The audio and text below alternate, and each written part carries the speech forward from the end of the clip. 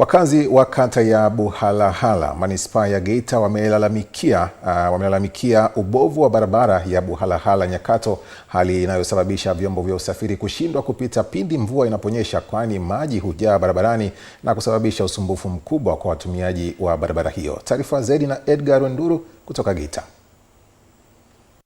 Mbunge wa jimbo la Geita mjini, Mhandisi Chacha Wambura ametembelea eneo hilo kwa lengo la kujionea hali halisi ya uharibifu wa barabara, huku wananchi wakitumia fursa hiyo kuelezea changamoto wanazokumbana nazo, ikiwemo kushindwa kutekeleza shughuli zao za kiuchumi kutokana na ubovu wa barabara hiyo. Yaani kiufupi, hili barabara imekuwa ni changamoto kubwa. Yaani kila mtu, yaani hapa imekuwa ni kero. Naona kama hivyo magari yanavyopita yanarusha maji mpaka huku. Pikipiki kupita pale changamoto, bajaji juzi pale wameokota mama na mtoto kadondokea kwenye maji. Yaani kwa ufupi barabara letu hili lina changamoto sana. Changamoto kubwa iliyopo Buhalahala ni barabara kutoka Buhalahala kwenda Nyakato. Pia kumekuwa na mabonde makubwa sana, watu wanapata ajali kwenye mabonde hayo. Barabara tope, mabajaji hadi yanaangukia kwenye matope, mabasikeli yanaangukia kwenye tope. Kwa hiyo tunaomba watusaidie viongozi, watutengenezee barabara letu.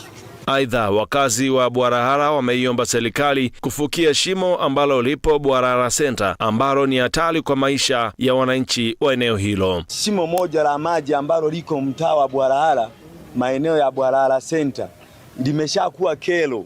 Bajaji kila siku watu wanaangukia kwenye shimo. Wakina mama ntilia hapa wanashindwa kufanya biashara zao kwa sababu ya hili shimo. Mheshimiwa mbunge, tulikuwa tunaomba hili shimo, serikali ikiwa bado inajipanga kwa ajili ya kutengeneza hili barabara, tunaomba angalau hili shimo litoke kwenye uso wa center. Cuthbert Robert ni mhandisi wa TARURA wilaya ya Geita, amesema jitihada za kutatua changamoto ya ubovu wa barabara ya Buhalahala Nyakato bado zinaendelea.